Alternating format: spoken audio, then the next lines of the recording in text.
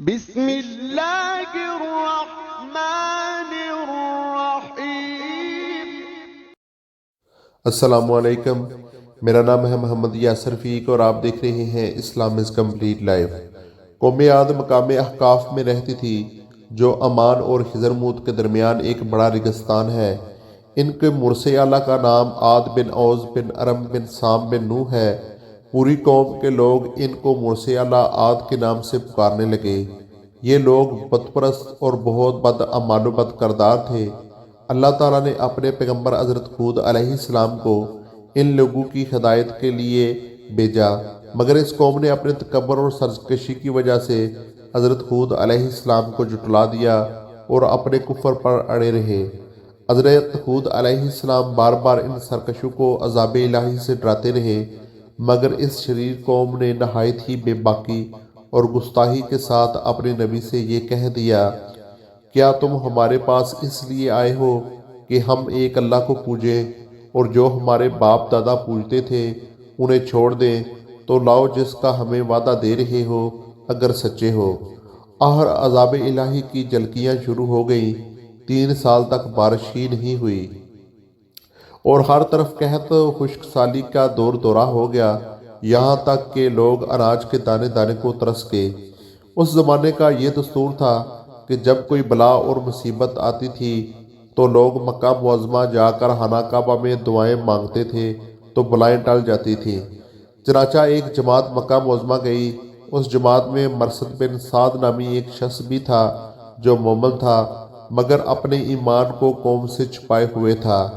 جب ان لوگوں نے کعبہ معظمہ میں دعا مانگنی شروع کی تو مرثد بن سعد کا ایمانی جذبہ بیدار ہو گیا اور اس نے تڑپ کر کہا کہ اے میری قوم، تم لاکھ دعائیں مانگو مگر خدا کی قسم اس وقت تک پانی نہیں برسے گا جب تک تم اپنے نبی حضرت ہود علیہ السلام پر ایمان نہ لاؤ گے۔ حضرت مرثد بن سعد نے جب اپنا ایمان ظاہر کر دیا تو قوم عاد کے شریروں نے ان کو مار پیٹ کر الگ کر دیا اور دعائیں مانگنے لگے۔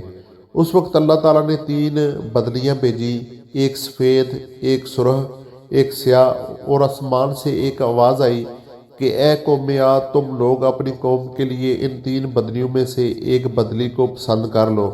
ان لوگوں نے کالی بدلی کو پسند کر لیا اور یہ لوگ اس خیال میں مگن تھے کہ کالی بدلی خوب زیادہ بارش دے گی۔ چنانچہ وہ ابر سیاہ قوم عاد کی آبادیوں کی طرف چل پڑا۔ قوم عاد کے لوگ کالی بدلی کو دیکھ کر بہت خوش ہوئے۔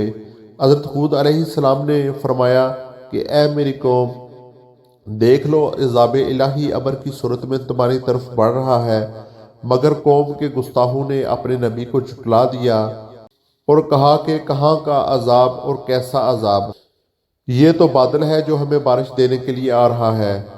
یہ بادل پچھم کی طرف سے آبادیوں کی طرف برابر بڑھتا رہا اور ایک دم ناگہاں اس میں سے ایک آندھی آئی جو اتنی شدید تھی کہ اونٹوں کو ماں ان کے سوار کے اڑا کر کہیں سے کہیں پھینک دیتی تھی، پھر اتنی زوردار ہو گئی کہ درختوں کو جڑوں سے اکھاڑ کر اڑا لے جانے لگی۔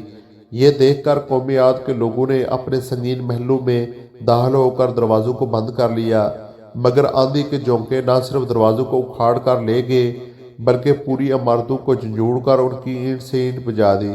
7 رات اور 8 دن مسلسل یہ آندھی چلتی رہی، یہاں تک کہ قوم عاد کا ایک ایک آدمی مر کر فنا ہو گیا اور اس قوم کا ایک بچہ بھی باقی نہ رہا۔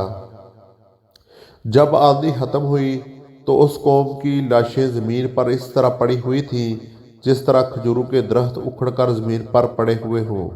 پھر قدرت خداوندی سے کالے رنگ کے پرندوں کا ایک گول نمودار ہوا جنہوں نے ان کی لاشوں کو اٹھا کر سمندر میں پھینک دیا، اور حضرت ہود علیہ السلام نے اس بستی کو چھوڑ دیا اور چند مومنین کو جو ایمان لائے تھے ساتھ لے کر مکہ مکرمہ چلے گئے اور آخر زندگی تک بیت اللہ شریف میں عبادت کرتے رہے۔